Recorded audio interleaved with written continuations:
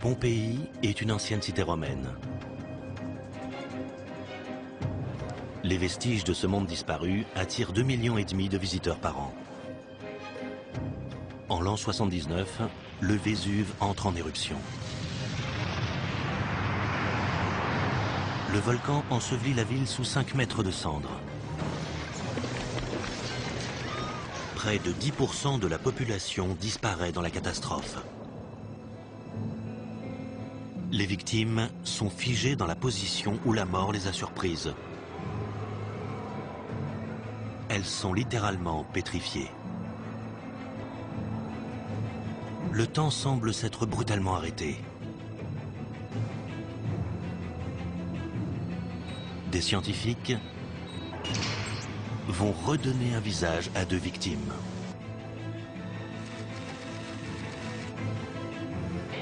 Ils vont percer les mystères du Vésuve et faire la lumière sur les circonstances de la mort des habitants touchés par la catastrophe.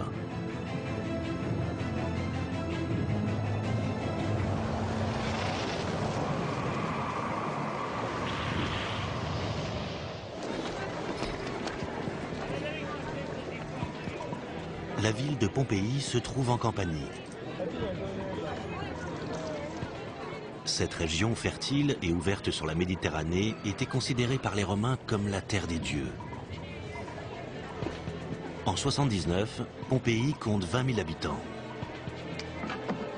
Le commerce et le trafic maritime en font une cité opulente.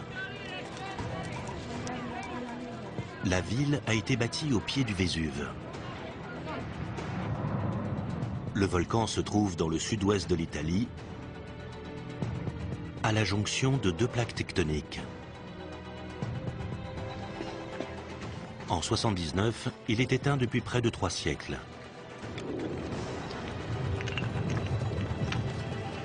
Le 24 août, il se met à gronder.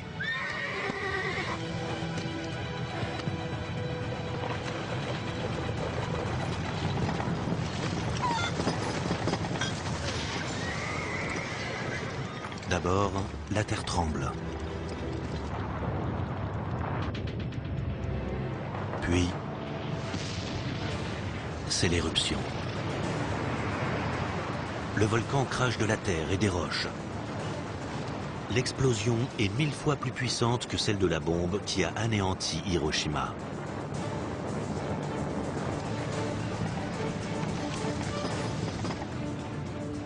Sous la poussée d'une immense colonne de gaz, un nuage de cendres et de poussière emplit le ciel. En à peine 6 heures, il est propulsé à plus de 30 000 mètres d'altitude.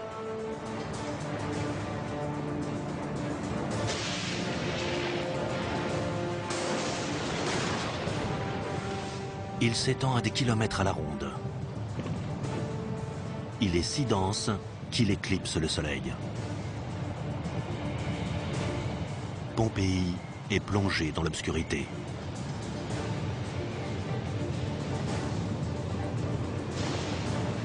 Des incendies embrasent les flancs du volcan.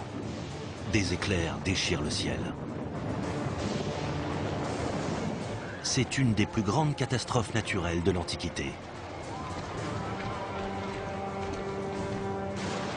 La projection de débris dure plus de 18 heures. L'éruption se déroule sur 2 jours.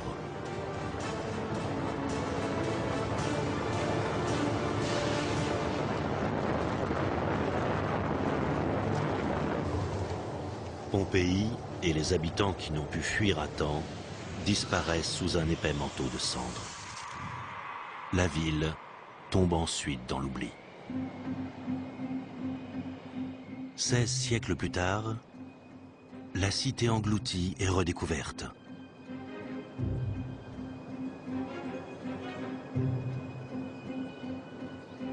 Les cendres l'ont préservée des ravages du temps. Pompéi offre un instantané unique de l'époque romaine. On y trouve des temples, des thermes, l'un des plus anciens amphithéâtres du monde,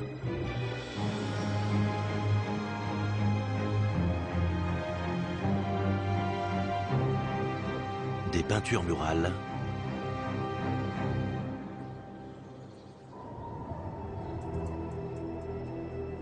et des centaines de corps. Le site a gardé leur empreinte. Peu après 1860, Giuseppe Fiorelli, directeur des fouilles, fait couler du plâtre dans ses gangs pour recueillir l'empreinte des corps. Les archéologues obtiennent ainsi des moulages. Certains ont été laissés à l'endroit de leur découverte.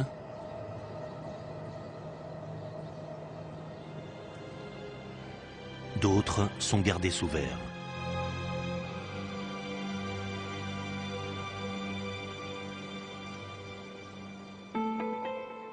Tous racontent une histoire.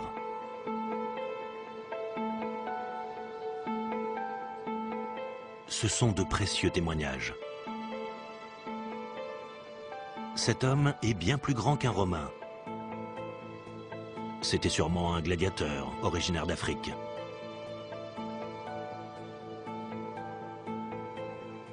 Dans la Rome antique, les gladiateurs combattent dans les amphithéâtres. Ce sont principalement des esclaves, des criminels et des prisonniers de guerre ramenés des colonies.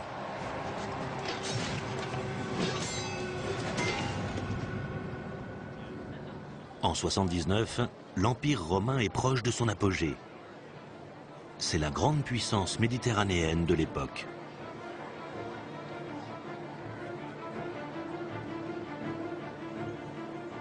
Il s'étend du nord de l'Angleterre au nord de l'Afrique et se déploie jusqu'en Orient. Pompéi est une ville de mixité. On trouve toutes les classes sociales. Il y a des très riches, des gens de la classe moyenne et des pauvres. Les habitants ont aussi des origines très différentes. Certains viennent d'Afrique du Nord, d'autres du Proche-Orient ou encore du nord de l'Europe. Tous ces gens cohabitent à Pompéi. Dans cette ville cosmopolite, les lieux de divertissement sont très nombreux. Les archéologues ont exhumé les ruines de tavernes et de théâtres.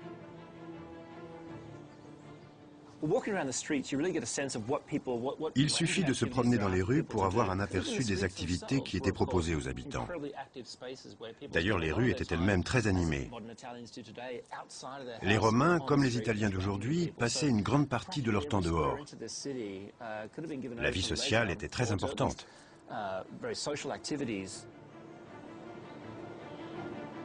Les mosaïques et les fresques en disent long sur la vie quotidienne.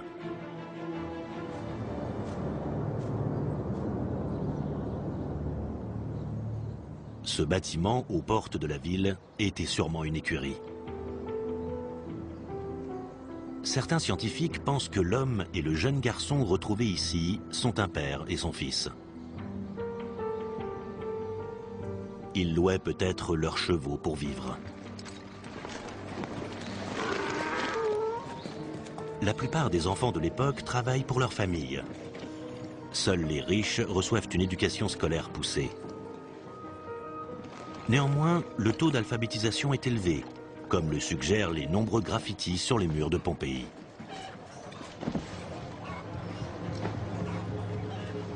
Les habitants de Pompéi vivent à une quinzaine de kilomètres du Vésuve.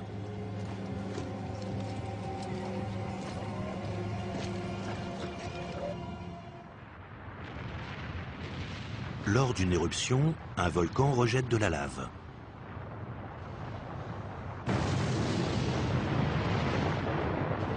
Cette matière en fusion provient de l'intérieur de la Terre. Elle peut atteindre 1200 degrés. Les coulées de lave sont aussi spectaculaires que mortelles.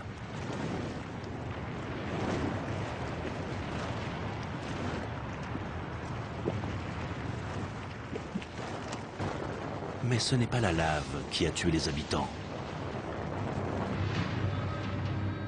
Elle aurait mis environ 6 jours pour atteindre la ville. Les Pompéiens auraient eu le temps de fuir. Et on n'a retrouvé aucune trace de coulée sur le site. Qu'est-ce qui a donc tué la population? La ville a été noyée sous un déluge de cendres.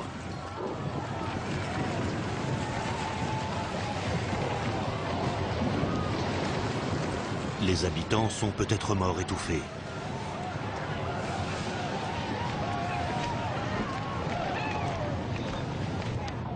Ce moulage semble confirmer cette théorie.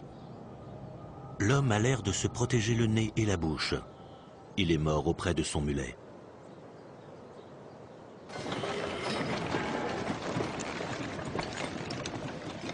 Les muletiers sont tout en bas de l'échelle sociale.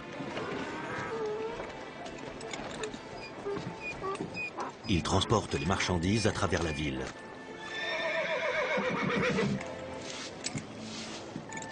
Le muletier s'est sans doute fait surprendre par la catastrophe.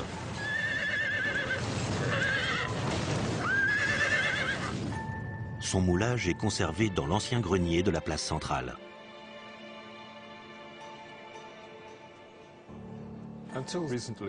Il n'y a encore pas longtemps, on croyait que c'était la pluie de cendres qui avait tué les habitants, qu'elle les avait étouffés et recouverts très rapidement. Cette victime semble se protéger la bouche avec les mains pour pouvoir respirer.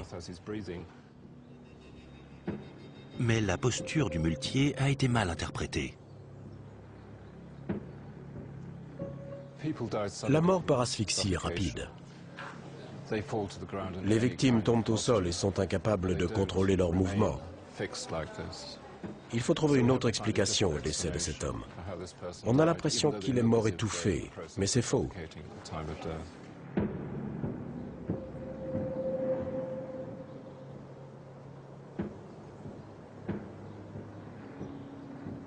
Dans quelles circonstances les habitants ont-ils trouvé le repos éternel?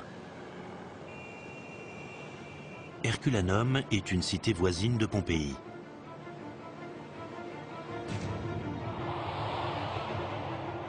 Elle se trouve à 10 km du cratère du Vésuve.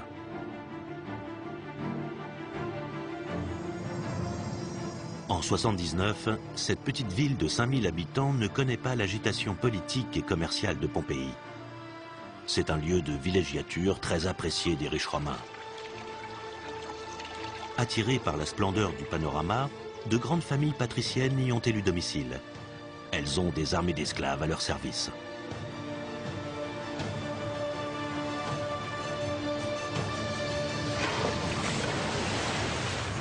Herculanum est aussi touché par le cataclysme.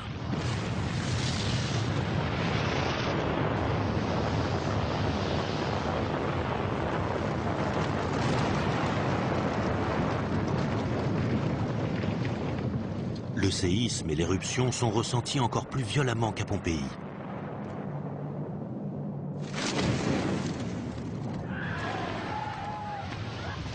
Les habitants assistent à la scène, horrifiés.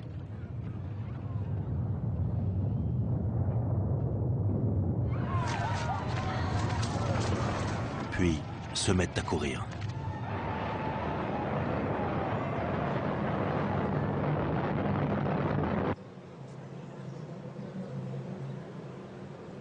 De toutes les cités ensevelies par le Vésuve, Herculanum est la mieux préservée. Cela dit, on y a retrouvé bien moins de corps qu'à Pompéi. Les archéologues ont d'abord pensé que les habitants avaient eu le temps de fuir. Mais dans ces anciens abris à bateau, ils ont découvert une vingtaine de squelettes.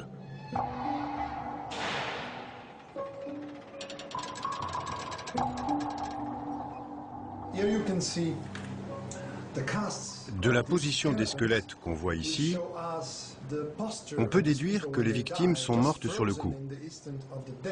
Ces gens n'ont pas eu le temps de réagir.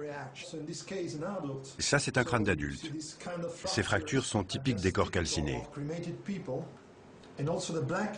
Tout comme la coloration noire à l'extérieur, sur les rebords et à l'intérieur du crâne. Le cerveau s'est mis à bouillir et à exploser. Ces corps ont été soumis à une température d'au moins 500 degrés.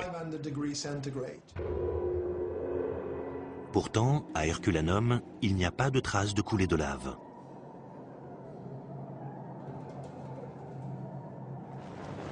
Le volcan a dégagé une chaleur extrême qui a tué les habitants.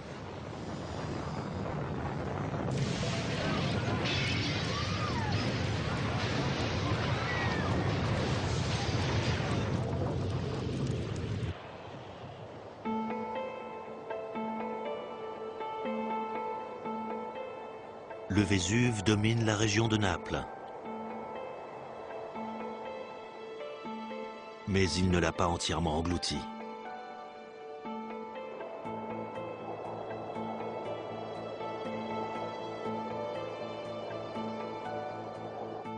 Pline le Jeune est né en 61 ou 62.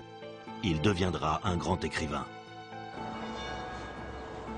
Il voit l'éruption depuis la ville de Misène. Près de 30 ans plus tard, il en écrit le récit à l'historien Tacite.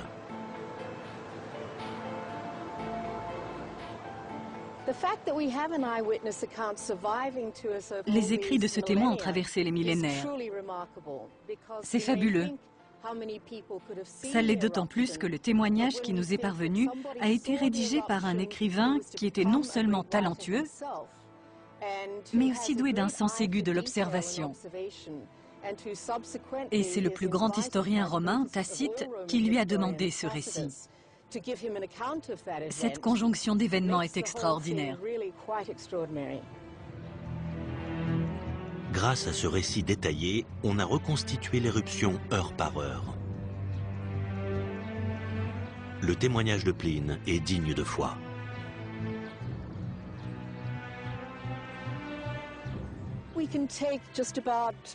Presque tout ce que Pline a écrit dans ses 2 lettres à Tacite est fiable.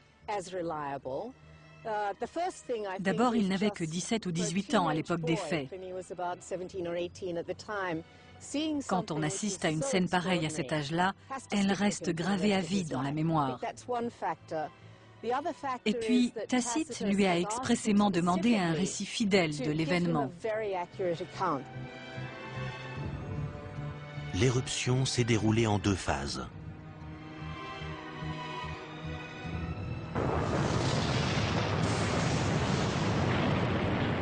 Pline rapporte que le Vésuve crache des cendres qui pleuvent sur les villes au pied du volcan.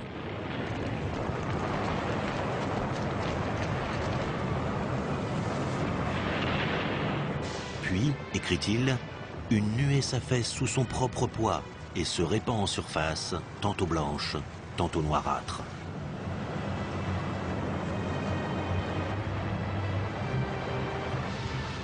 Cette avalanche de gaz et de poussière coule sur la terre comme un torrent.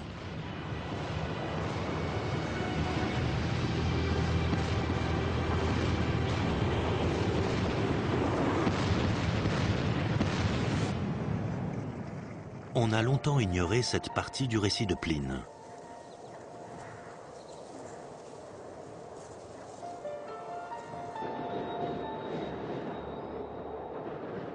Nous sommes dans l'État de Washington, aux États-Unis. Le 18 mai 1980, le mont St. Helens se réveille.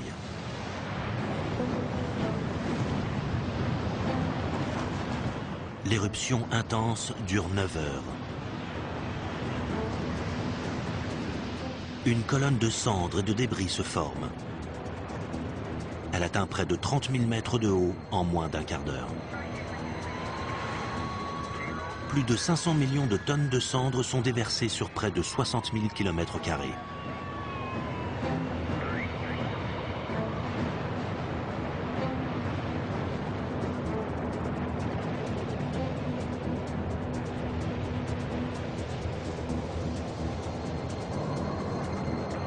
Au début de l'éruption, la face nord du volcan s'effondre et libère une avalanche de gaz et de poussière brûlant.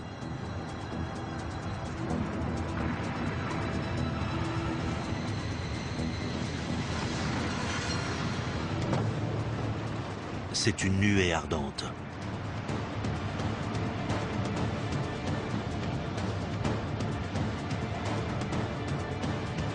Ces avalanches peuvent atteindre 500 km/h et 500 degrés.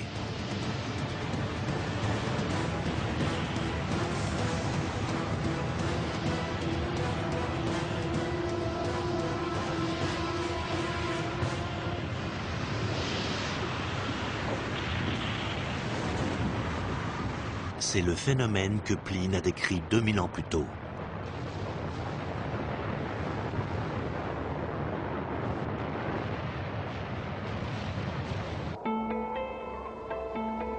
Le mont Sainte-Hélène et le Vésuve se trouvent sur des zones de subduction.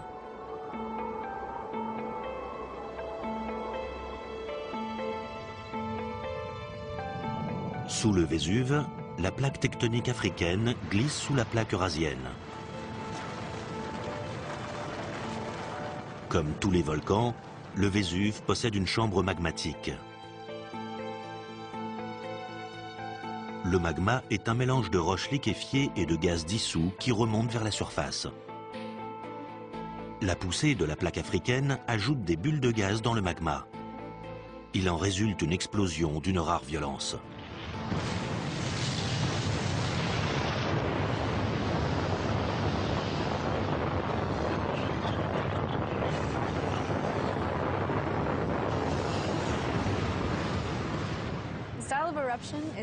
La nature de l'éruption dépend de la composition du magma et de la quantité de gaz qu'il contient.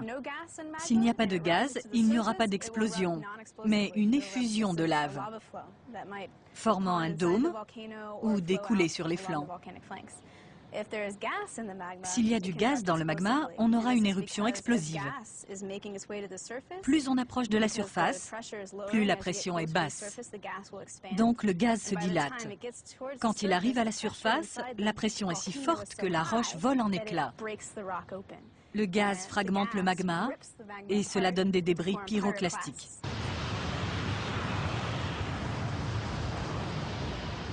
L'explosion ouvre la seconde phase de l'éruption. Une nuée ardente déferle sur les flancs du volcan.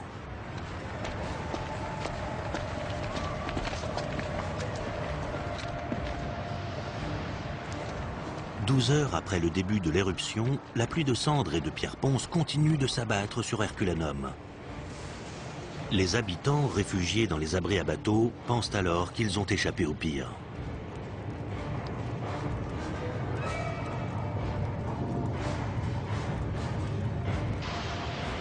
La nuée ardente fait environ 500 degrés.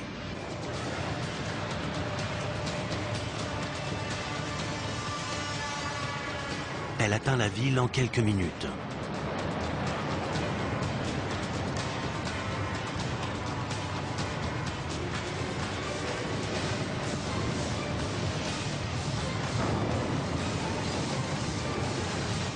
Elle submerge les abris à bateaux.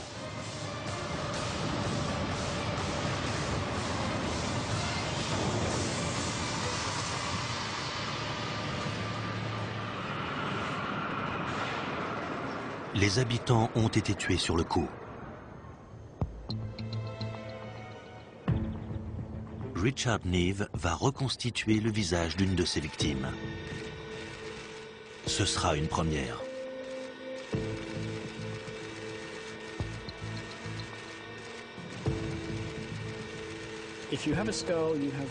Un crâne nous donne les proportions du visage, sa forme, l'emplacement de ses traits. Le crâne, c'est l'armature du visage, comme le squelette est l'armature du corps. Ce crâne a été retrouvé presque intact. Il est entier, c'est parfait. C'est le crâne d'une jeune femme d'environ 23 ans. On a toujours pensé qu'elle était très belle, d'après l'ossature de son crâne, sa symétrie et ses proportions. Les archéologues qui ont découvert les restes de cette jeune femme l'ont surnommée la Bella Donna, la belle femme. C'était peut-être une riche oisive. elle a eu un destin tragique.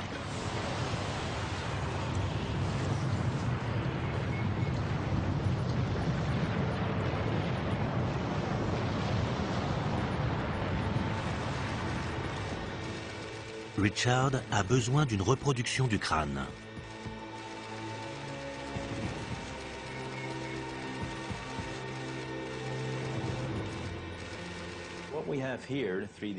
Ce scanner 3D combine plusieurs appareils. Cette ouverture en bas émet de la lumière stroboscopique qui quadrille l'objet qu'on veut scanner. D'accord. En haut, une caméra 3D détecte les points de ce quadrillage. Et là, un appareil numérique photographie tout ça. Le crâne sera ensuite modélisé. Ça prend forme. Oui. On a une bonne représentation.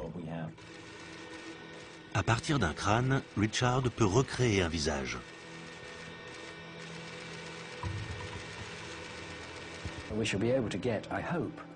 J'espère qu'on va obtenir une reproduction parfaite de ce crâne sur laquelle je pourrai travailler.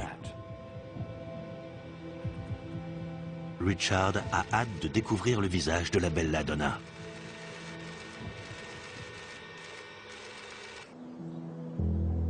Pompéi n'est qu'à 8 km d'Herculanum. Mais à Pompéi, les corps n'ont pas été calcinés. On devine même les vêtements des victimes.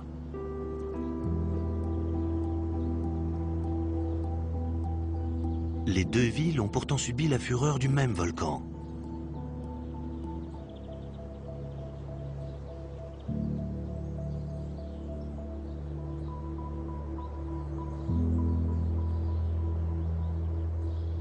Les couches de dépôts volcaniques permettent de retracer la chronologie des événements. Nous sommes dans une ancienne carrière.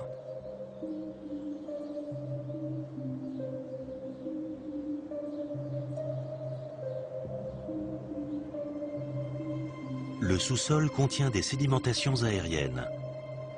Ce sont des couches de sédiments qui sont tombées du ciel. Ici, on a des dépôts de cendres ainsi que des dépôts de nuées ardentes. Ils datent de l'éruption de 79. Ça, c'est ce qu'on appelle une sédimentation aérienne. Le dépôt est bien trié, c'est-à-dire que toutes les pierres ponces sont de la même taille. Cette couche court tout le long de l'affleurement. On peut en déduire qu'une pluie de cendres et de ponces a recouvert le sol. Ça, c'est un dépôt de nuées ardentes à grains fins. Il est mal trié. Des débris de toutes les tailles sont mélangés. Il s'agit précisément du dépôt laissé par la nuée ardente qui a tué les habitants d'Herculanum.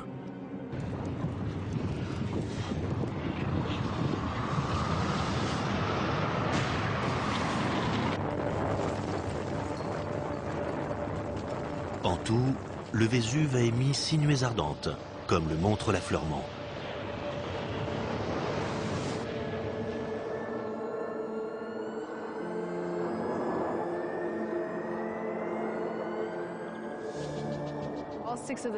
Ici, on voit les dépôts successifs des 6 nuées de l'éruption de 79.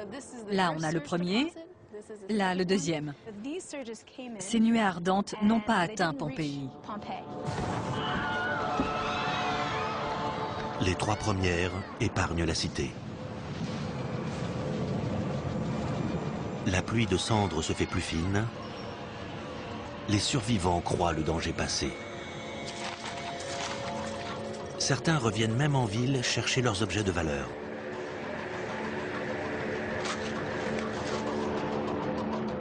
Mais le pire est à venir.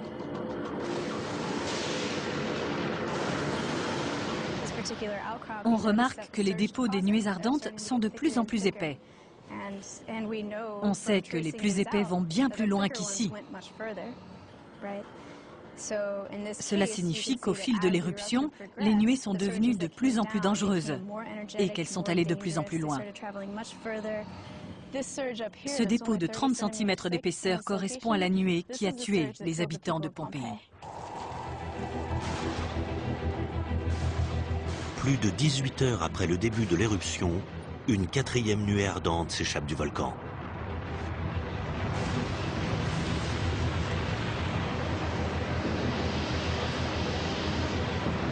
Elle est plus puissante que les précédentes. Lancée sur les flancs à la vitesse d'un TGV, elle finit par atteindre Pompéi.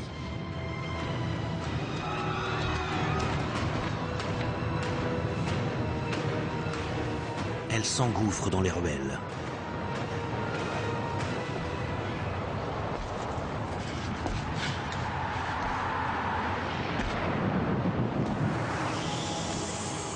Le cerveau des habitants est soumis à une telle température qu'il bout en quelques fractions de seconde. Leur système respiratoire cesse de fonctionner. Les corps sont ensuite recouverts d'un linceul de cendres.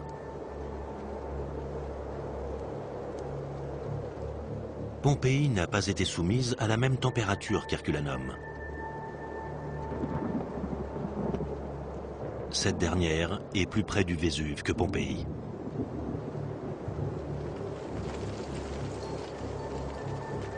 La nuée ardente a perdu 200 degrés quand elle frappe les habitants de Pompéi.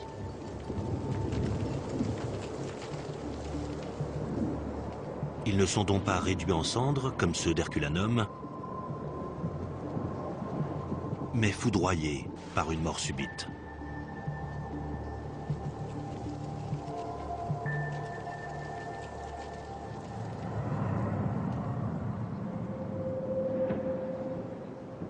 Leurs vêtements n'ont pourtant pas brûlé. Comment est-ce possible ?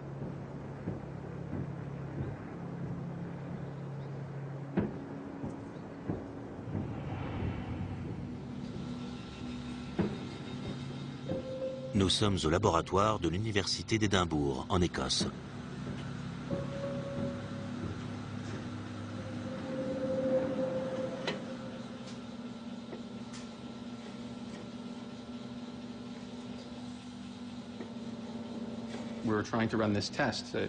On va recréer les conditions de l'événement pour essayer de comprendre comment la température a tué les habitants sur le coup sans brûler leurs vêtements. La laine feutrée est ce qui s'approche le plus du tissu des vêtements de l'époque.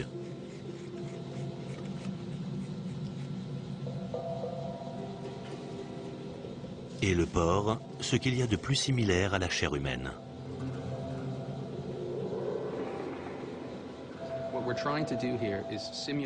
On va simuler la nuée ardente qui a dévalé les flancs du volcan. Quand elle est arrivée sur Pompéi, le gaz faisait environ 300 degrés. Le porc et la laine qui l'entourent sont déposés dans un calorimètre de Tewarson. Ils vont être exposés à une température de 300 degrés pendant 2 minutes et demie, comme les habitants de Pompéi.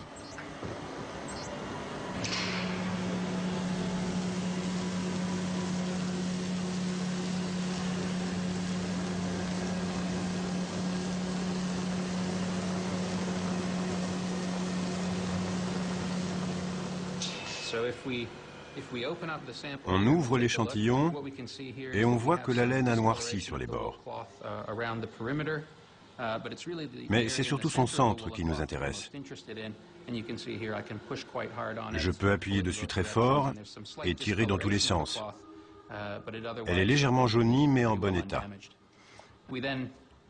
Regardons la chair sous la couche de laine. La surface a un peu changé de couleur et elle a commencé à cuire. Maintenant, je découpe le morceau de porc. À l'intérieur, il est encore rose. Mais en surface, il a changé de couleur, car il a brûlé. La viande a cuit. Mais la laine ne s'est pas consumée. Cette expérience montre que même si les habitants de Pompéi ont été soumis à une température très élevée, leurs vêtements sont restés relativement intacts. À Pompéi, la vie s'est arrêtée à l'aube du deuxième jour.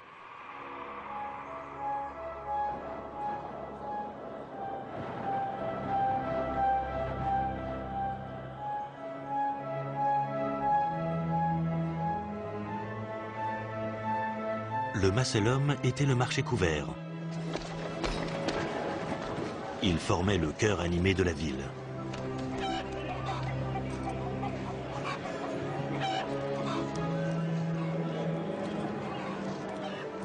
C'est la dernière demeure de 2 victimes du Vésuve.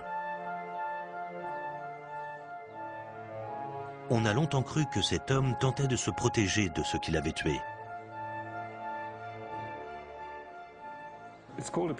Il a une attitude de boxeur. On dirait qu'il se prépare à parer les coups d'un adversaire ou qu'il se protège le visage. Les médecins légistes connaissent bien cette posture. C'est la position dans laquelle on retrouve les victimes d'incendie.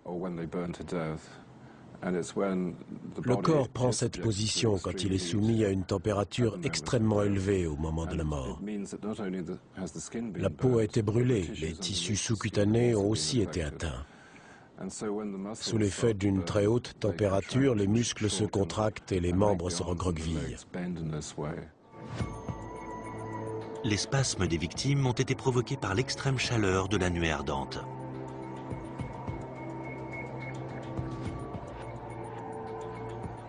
Les moulages de Pompéi sont fragiles.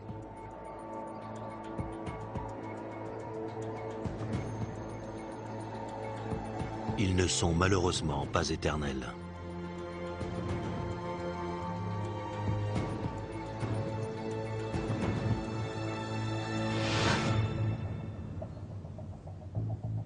Richard peaufine la reproduction du crâne de la Belladonna d'Herculanum.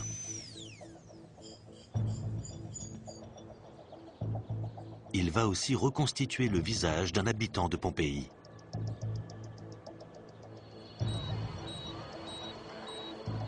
Pour le faire, il va se baser sur son crâne.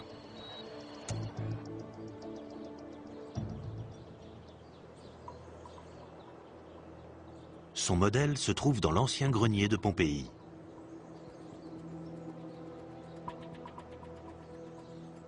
Il l'a choisi car le plâtre autour de son crâne est très fin.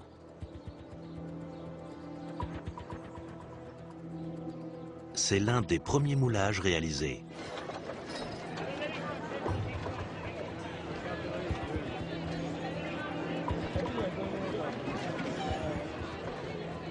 Sa carrure laisse à penser qu'il s'agit d'un homme. De son origine et de son métier, on ne sait rien. Mais on va découvrir à quoi il ressemblait. 1, 2, 3. Steen Luik radiographie le crâne sous le plâtre.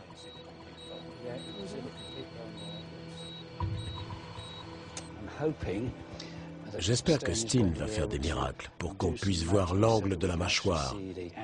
Il est juste là, je crois. Le crâne sera ensuite modélisé.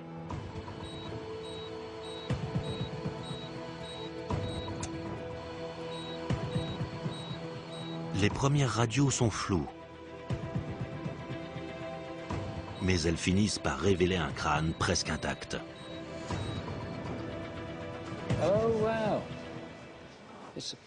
C'est fou de voir ça. On distingue très nettement le massif facial. Là, on a les sinus frontaux, là le haut de l'orbite, là le nez, et là le maxillaire inférieur. On va reproduire ce crâne. Et dessus, je vais façonner un visage.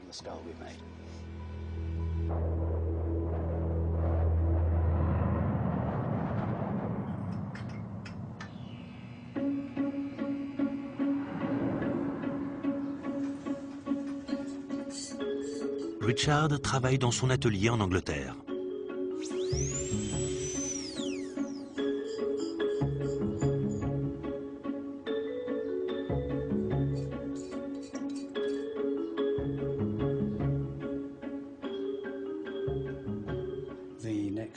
Maintenant, je vais mettre les yeux dans les orbites et modeler le nez, la bouche et les oreilles. Ce sont les caractéristiques principales d'un visage.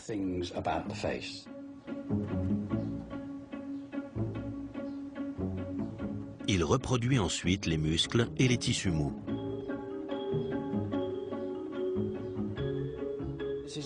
Ce n'est pas de la sculpture, c'est de la reconstitution anatomique.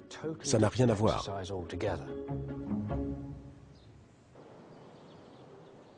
Deux mois plus tard, les reconstitutions sont terminées. La belladonna a retrouvé ses traits. Richard les a redessinés en se basant sur l'anatomie de son crâne.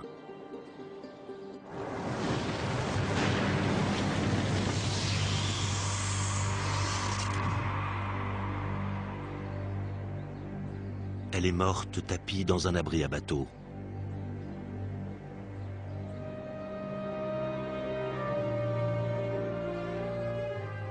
Avec son visage de Madone, elle a aujourd'hui toute sa place dans le temple d'Herculanum. Richard a aussi reconstitué le visage de l'homme de Pompéi. Et les historiens, ces dernières heures.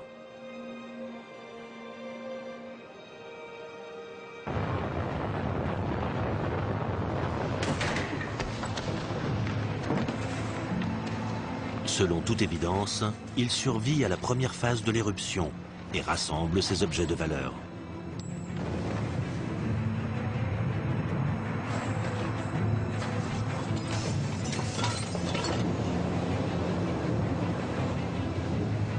Il se terre chez lui pour échapper à la pluie de cendres.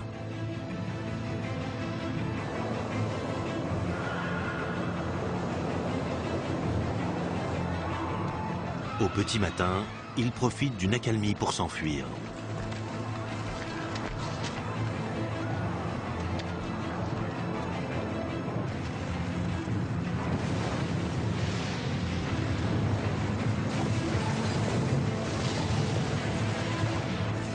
Mais vers 7h30, il est rattrapé par la 4e nuée ardente.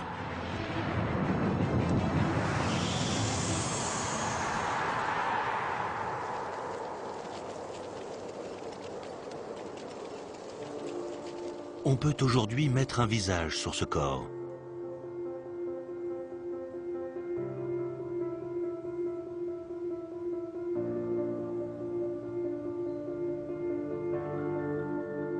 Voici l'inconnu de Pompéi.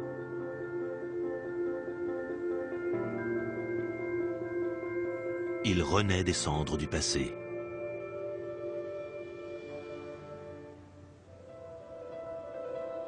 Les corps pétrifiés de Pompéi, les restes calcinés d'Herculanum, la nuée ardente, la position des victimes, les vêtements intacts. L'histoire a enfin livré tous ses secrets.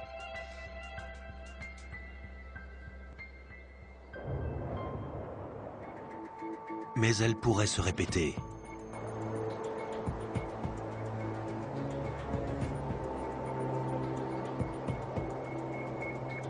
Le Vésuve est un volcan actif. On a recensé 50 éruptions en 2000 ans. La dernière date de 1944.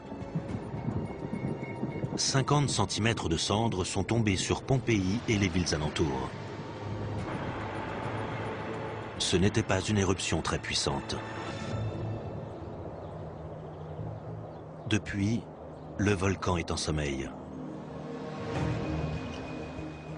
Nul ne sait quand il s'éveillera à nouveau. Malheureusement, il est impossible de prévoir la prochaine éruption. Quand le magma montera vers la surface, on verra sûrement des signes avant-coureurs. Là, on pourra dire que l'éruption sera pour les semaines ou les mois à venir. Mais en attendant, il est comme l'eau qui dort. Vivre à l'ombre du Vésuve n'est pas sans risque. Le cœur de Naples se trouve à une dizaine de kilomètres du cratère.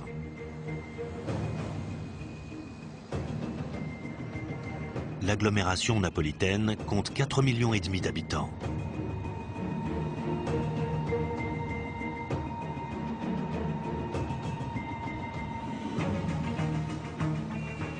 En cas d'éruption, elle serait recouverte de cendres et de débris. Elle pourrait être le théâtre d'un scénario catastrophe.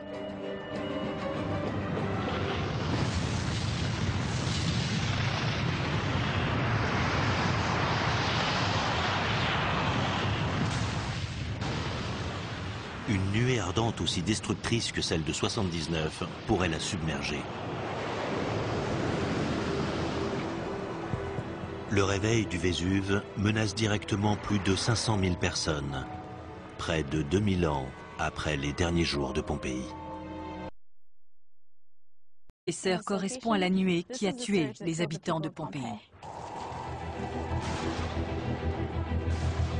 Plus de 18 heures après le début de l'éruption, une 4e nuée ardente s'échappe du volcan.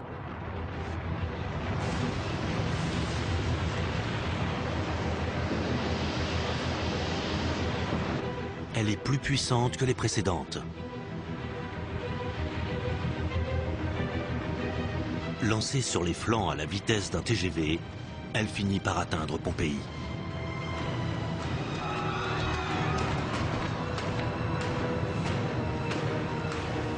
Elle s'engouffre dans les ruelles.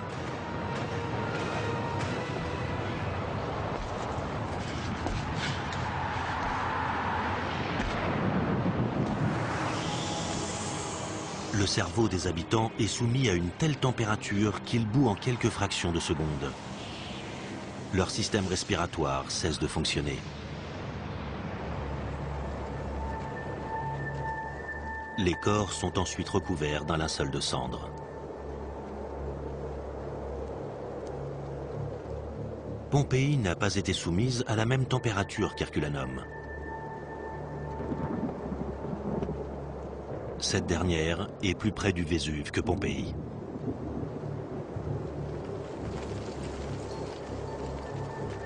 La nuée ardente a perdu 200 degrés quand elle frappe les habitants de Pompéi.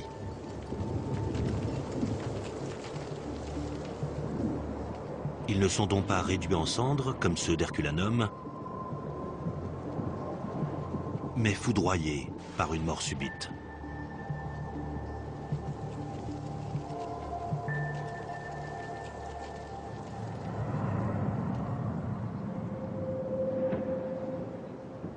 Leurs vêtements n'ont pourtant pas brûlé. Comment est-ce possible ?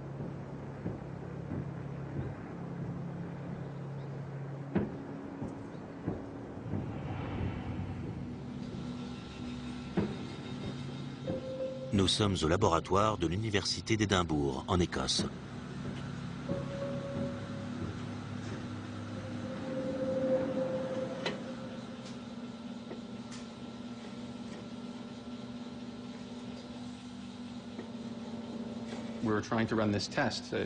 On va recréer les conditions de l'événement pour essayer de comprendre comment la température a tué les habitants sur le coup sans brûler leurs vêtements.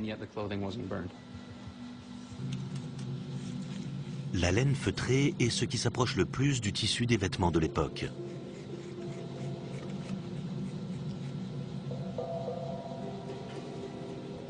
Et le porc, ce qu'il y a de plus similaire à la chair humaine.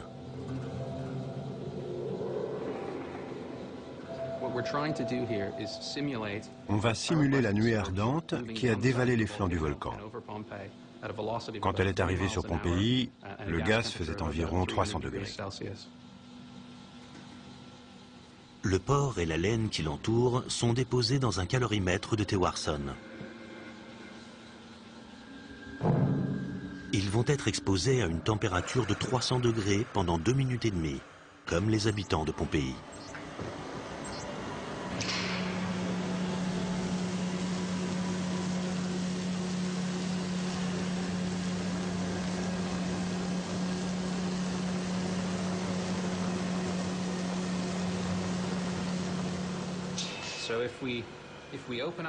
On ouvre l'échantillon et on voit que la laine a noirci sur les bords. Mais c'est surtout son centre qui nous intéresse. Je peux appuyer dessus très fort et tirer dans tous les sens. Elle est légèrement jaunie, mais en bon état.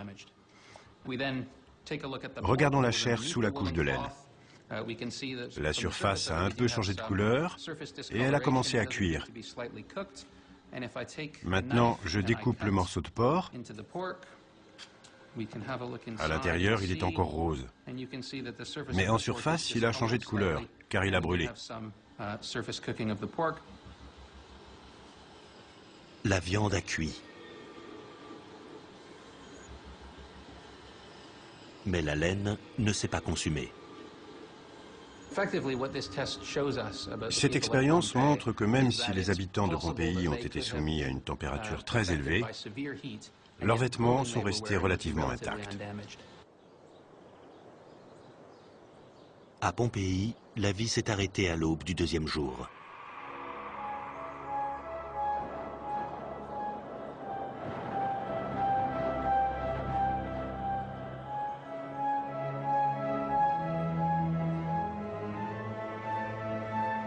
Le Macellum était le marché couvert. Il formait le cœur animé de la ville.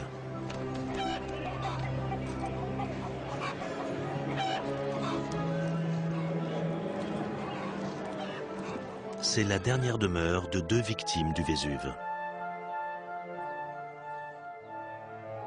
On a longtemps cru que cet homme tentait de se protéger de ce qu'il avait tué. Il a une attitude de boxeur. On dirait qu'il se prépare à parer les coups d'un adversaire ou qu'il se protège le visage.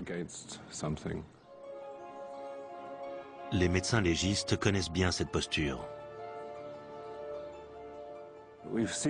C'est la position dans laquelle on retrouve les victimes d'incendie. Le corps prend cette position quand il est soumis à une température extrêmement élevée au moment de la mort. La peau a été brûlée, les tissus sous-cutanés ont aussi été atteints. Sous l'effet d'une très haute température, les muscles se contractent et les membres se recroquevillent. Les spasmes des victimes ont été provoqués par l'extrême chaleur de la nuée ardente.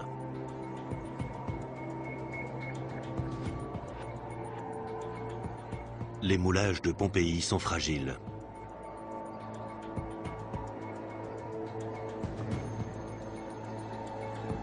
Ils ne sont malheureusement pas éternels.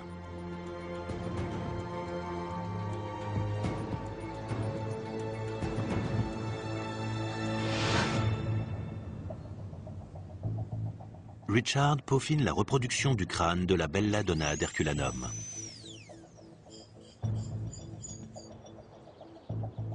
Il va aussi reconstituer le visage d'un habitant de Pompéi. Seconde phase de l'éruption.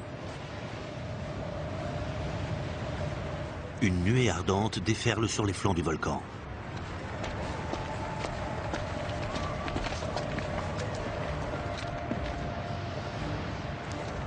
« 12 heures après le début de l'éruption, la pluie de cendres et de pierres ponces continue de s'abattre sur Herculanum. Les habitants, réfugiés dans les abris à bateaux, pensent alors qu'ils ont échappé au pire.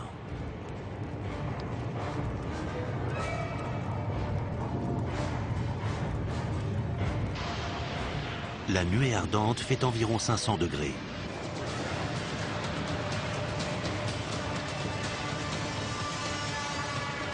Elle atteint la ville en quelques minutes.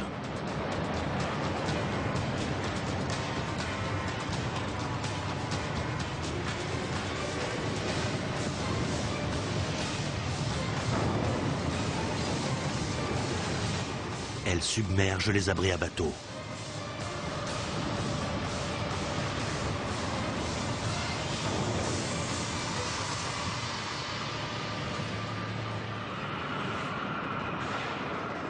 Les habitants ont été tués sur le coup. Richard Neve va reconstituer le visage d'une de ses victimes. Ce sera une première.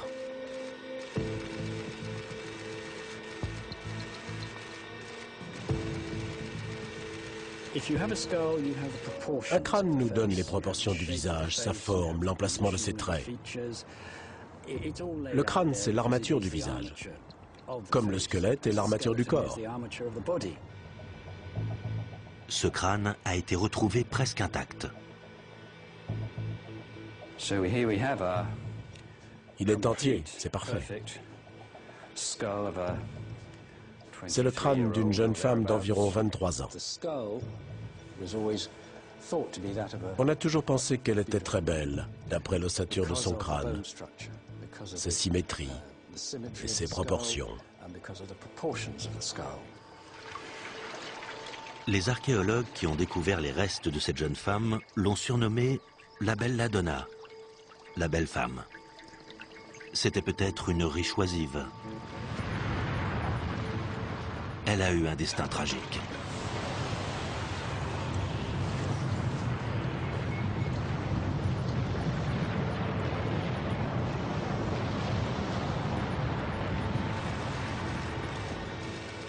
Richard a besoin d'une reproduction du crâne.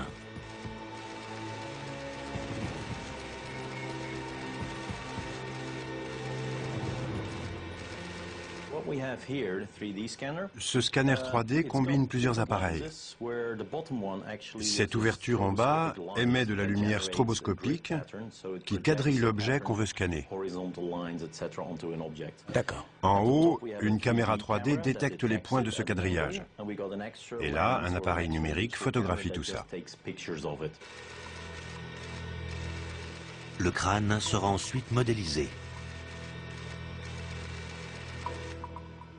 Ça prend forme. Oui. On a une bonne représentation. À partir d'un crâne, Richard peut recréer un visage.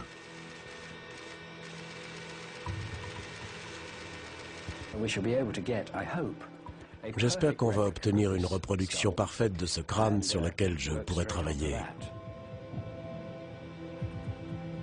Richard a hâte de découvrir le visage de la Belladonna.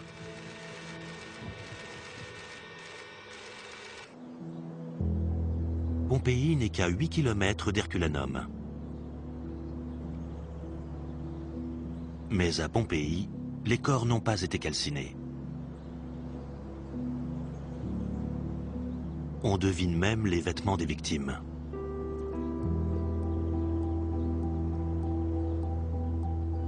Les deux villes ont pourtant subi la fureur du même volcan.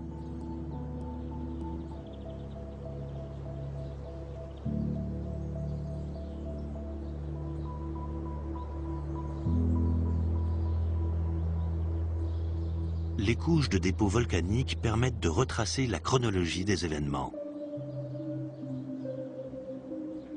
Nous sommes dans une ancienne carrière.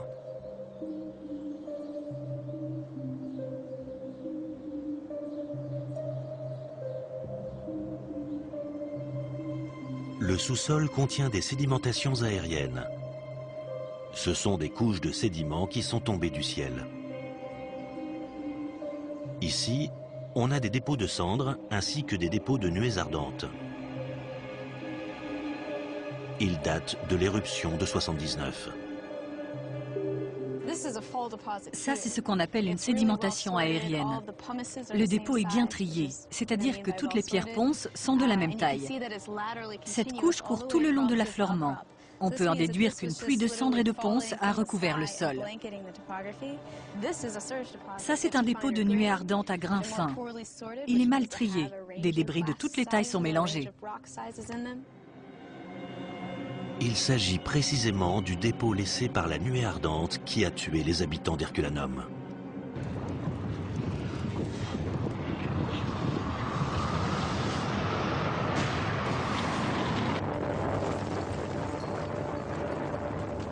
En tout, le Vésuve a émis 6 nuées ardentes, comme le montre l'affleurement.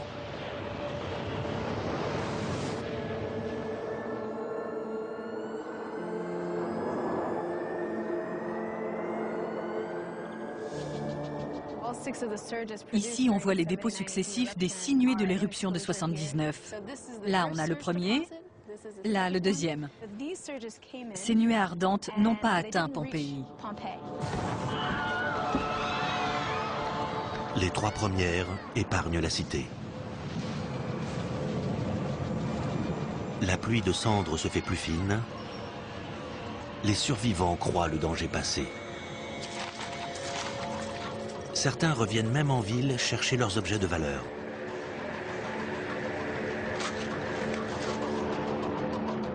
Mais le pire est à venir.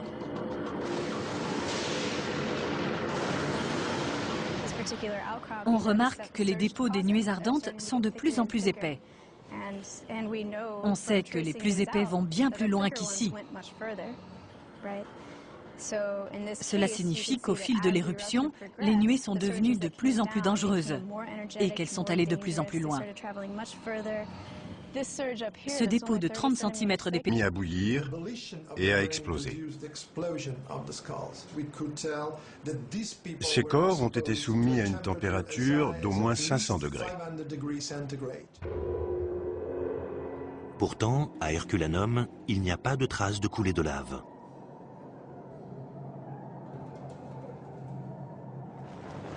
Le volcan a dégagé une chaleur extrême qui a tué les habitants.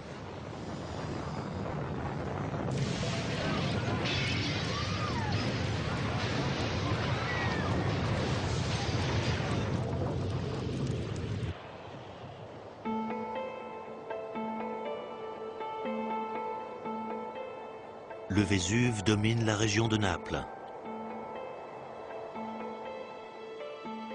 Mais il ne l'a pas entièrement englouti.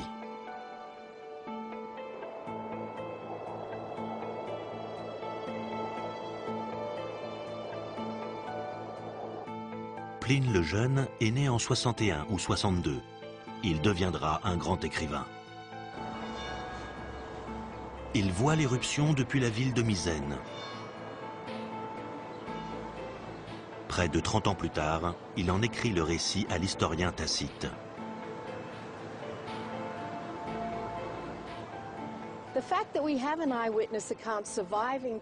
Les écrits de ce témoin ont traversé les millénaires. C'est fabuleux. Ça l'est d'autant plus que le témoignage qui nous est parvenu a été rédigé par un écrivain qui était non seulement talentueux, mais aussi doué d'un sens aigu de l'observation.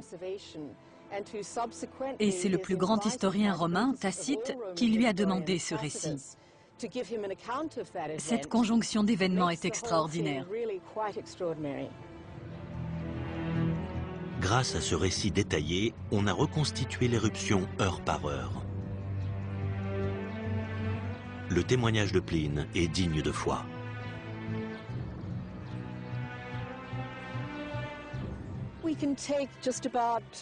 Presque tout ce que Pline a écrit dans ses 2 lettres à Tacite est fiable.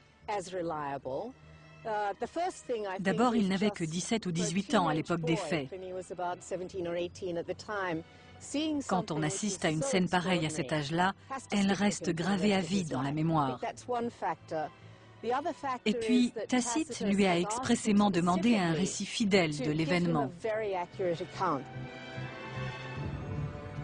L'éruption s'est déroulée en 2 phases.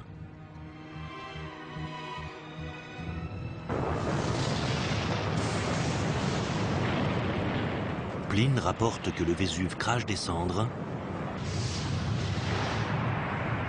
qui pleuvent sur les villes au pied du volcan.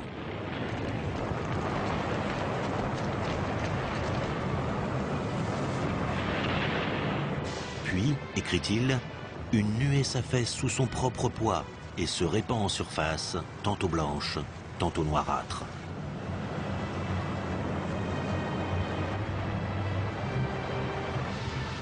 Cette avalanche de gaz et de poussière coule sur la terre comme un torrent.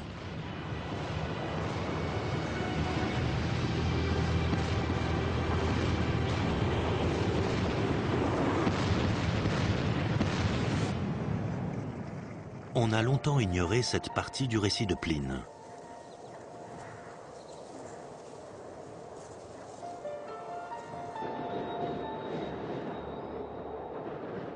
Nous sommes dans l'État de Washington, aux États-Unis.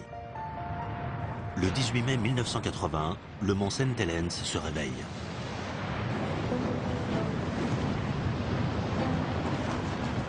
L'éruption intense dure 9 heures. Une colonne de cendres et de débris se forme. Elle atteint près de 30 000 mètres de haut en moins d'un quart d'heure. Plus de 500 millions de tonnes de cendres sont déversées sur près de 60 000 km².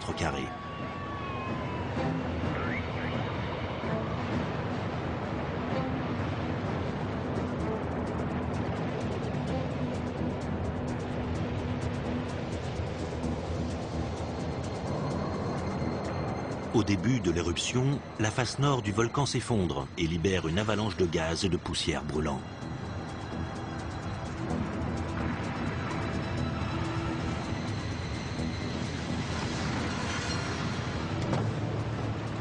C'est une nuée ardente.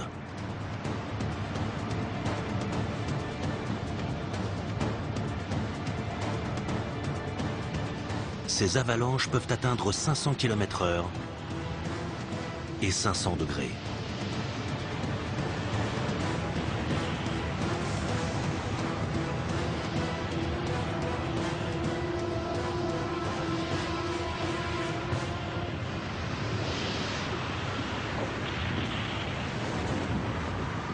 C'est le phénomène que Pline a décrit 2000 ans plus tôt.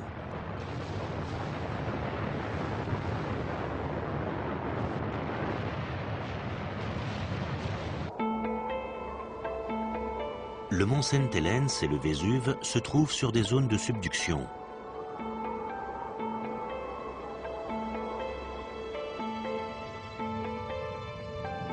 Sous le Vésuve, la plaque tectonique africaine glisse sous la plaque eurasienne.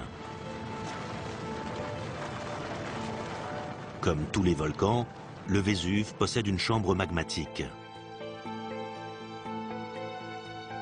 Le magma est un mélange de roches liquéfiées et de gaz dissous qui remonte vers la surface. La poussée de la plaque africaine ajoute des bulles de gaz dans le magma. Il en résulte une explosion d'une rare violence.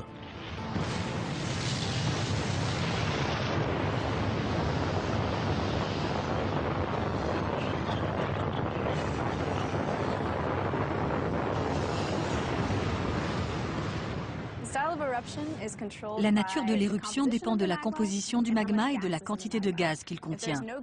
S'il n'y a pas de gaz, il n'y aura pas d'explosion, mais une effusion de lave, formant un dôme ou des coulées sur les flancs. S'il y a du gaz dans le magma, on aura une éruption explosive. Plus on approche de la surface, plus la pression est basse. Donc le gaz se dilate. Quand il arrive à la surface, la pression est si forte que la roche vole en éclats. Le gaz fragmente le magma et cela donne des débris pyroclastiques.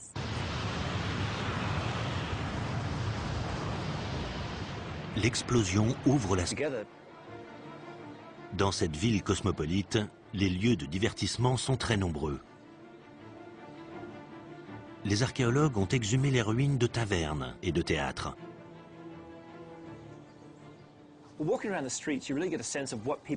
Il suffit de se promener dans les rues pour avoir un aperçu des activités qui étaient proposées aux habitants. D'ailleurs, les rues étaient elles-mêmes très animées.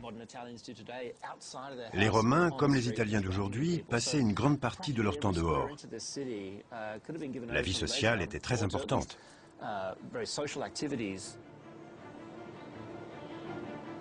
Les mosaïques et les fresques en disent long sur la vie quotidienne.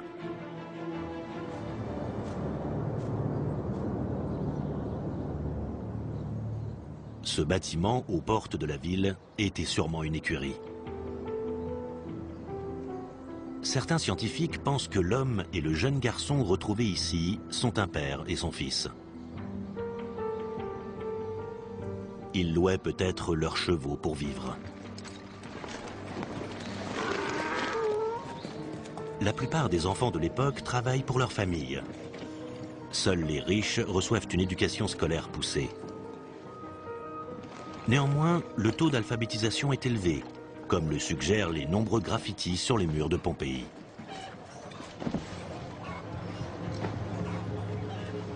Les habitants de Pompéi vivent à une quinzaine de kilomètres du Vésuve.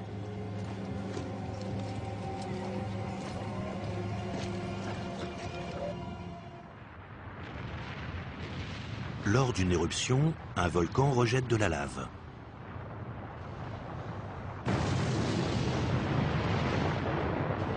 Cette matière en fusion provient de l'intérieur de la Terre. Elle peut atteindre 1200 degrés. Les coulées de lave sont aussi spectaculaires que mortelles.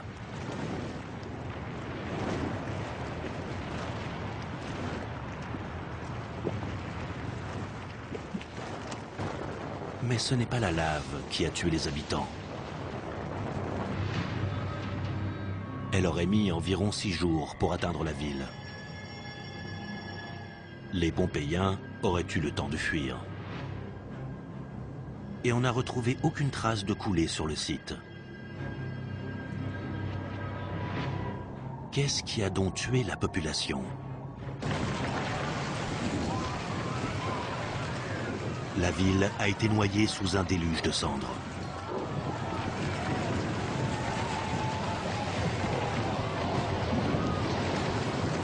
Les habitants sont peut-être morts étouffés.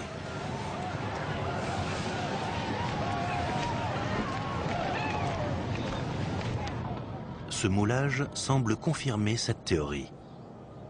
L'homme a l'air de se protéger le nez et la bouche. Il est mort auprès de son mulet.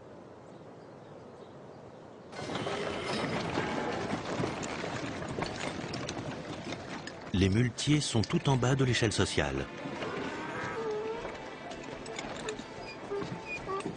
Ils transportent les marchandises à travers la ville.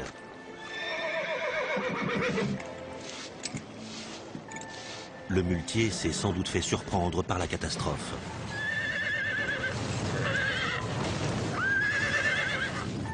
Son moulage est conservé dans l'ancien grenier de la place centrale.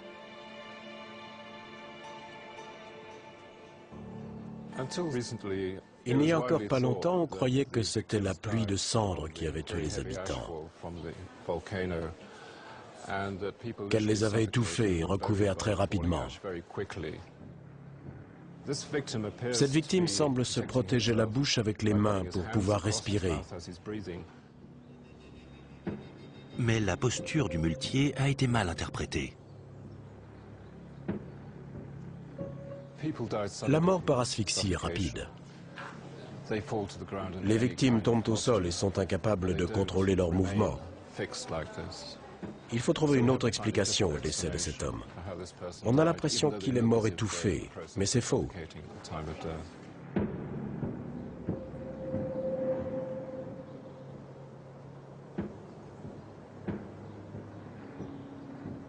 Dans quelles circonstances les habitants ont-ils trouvé le repos éternel? Herculanum est une cité voisine de Pompéi.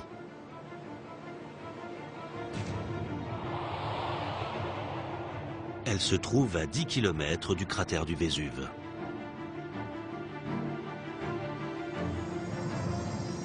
En 79, cette petite ville de 5000 habitants ne connaît pas l'agitation politique et commerciale de Pompéi. C'est un lieu de villégiature très apprécié des riches romains. Attirées par la splendeur du panorama, de grandes familles patriciennes y ont élu domicile. Elles ont des armées d'esclaves à leur service.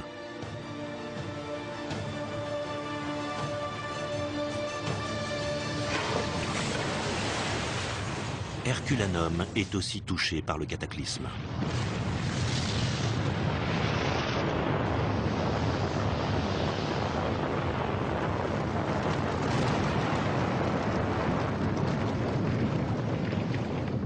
Le séisme et l'éruption sont ressentis encore plus violemment qu'à Pompéi.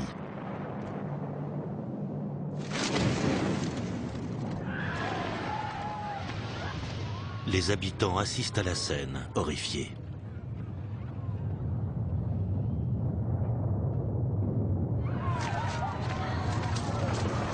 Puis se mettent à courir.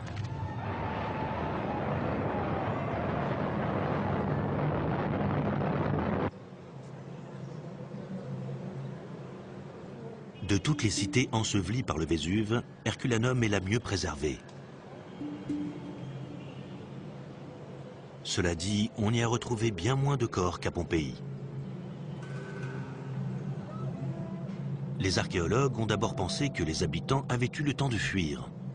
Mais dans ces anciens abris à bateaux, ils ont découvert une vingtaine de squelettes.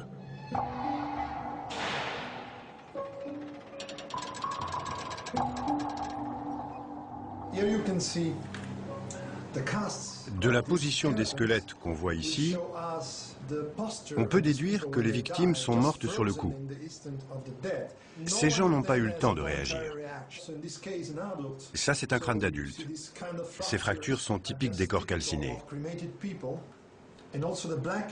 Tout comme la coloration noire à l'extérieur, sur les rebords et à l'intérieur du crâne. Le cerveau s'est... Pompéi est une ancienne cité romaine. Les vestiges de ce monde disparu attirent 2,5 millions de visiteurs par an. En l'an 79, le Vésuve entre en éruption. Le volcan ensevelit la ville sous 5 mètres de cendres. Près de 10% de la population disparaît dans la catastrophe. Les victimes sont figées dans la position où la mort les a surprises. Elles sont littéralement pétrifiées. Le temps semble s'être brutalement arrêté. Des scientifiques vont redonner un visage à 2 victimes.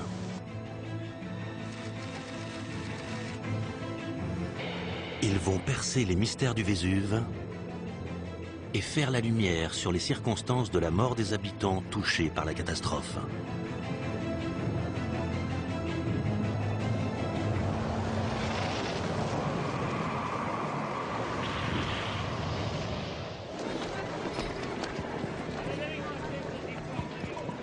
La ville de Pompéi se trouve en Campanie. Cette région fertile et ouverte sur la Méditerranée était considérée par les Romains comme la terre des dieux. En 79, Pompéi compte 20 000 habitants. Le commerce et le trafic maritime en font une cité opulente.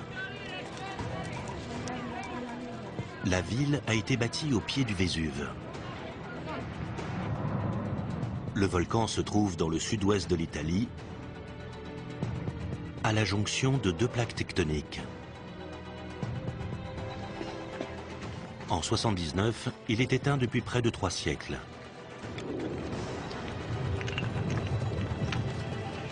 Le 24 août, il se met à gronder.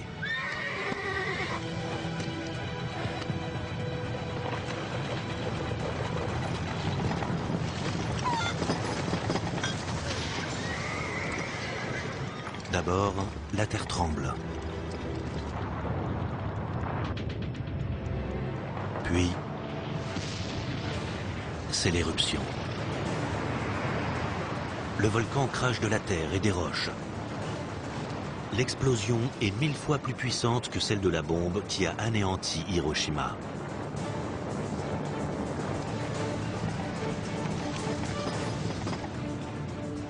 Sous la poussée d'une immense colonne de gaz, un nuage de cendres et de poussière emplit le ciel. En à peine 6 heures, il est propulsé à plus de 30 000 mètres d'altitude.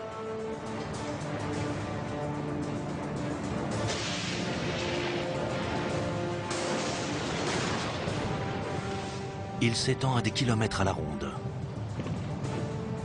Il est si dense qu'il éclipse le soleil. Pompéi est plongé dans l'obscurité.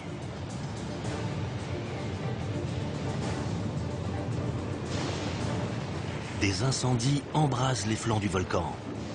Des éclairs déchirent le ciel. C'est une des plus grandes catastrophes naturelles de l'Antiquité. La projection de débris dure plus de 18 heures. L'éruption se déroule sur 2 jours.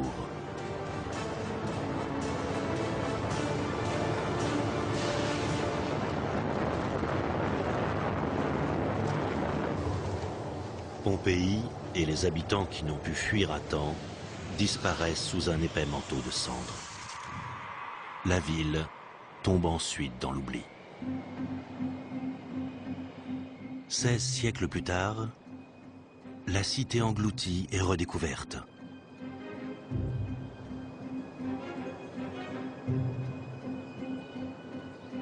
Les cendres l'ont préservée des ravages du temps. Pompéi offre un instantané unique de l'époque romaine. On y trouve des temples, des thermes, l'un des plus anciens amphithéâtres du monde,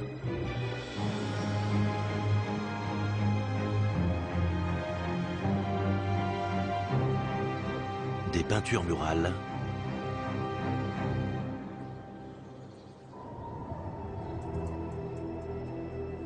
et des centaines de corps. Le site a gardé leur empreinte. Peu après 1860, Giuseppe Fiorelli, directeur des fouilles, fait couler du plâtre dans ses gangs pour recueillir l'empreinte des corps.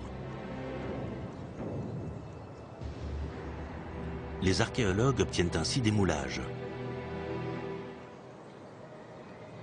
Certains ont été laissés à l'endroit de leur découverte.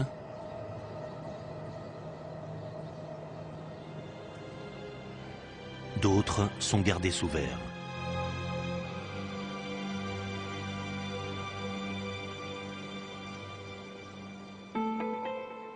Tous racontent une histoire.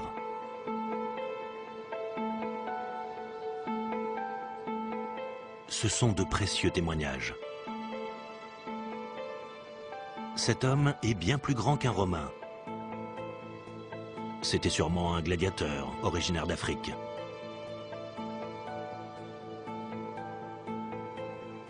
Dans la Rome antique, les gladiateurs combattent dans les amphithéâtres. Ce sont principalement des esclaves, des criminels et des prisonniers de guerre ramenés des colonies.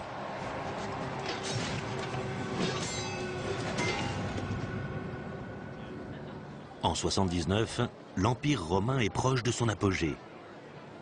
C'est la grande puissance méditerranéenne de l'époque.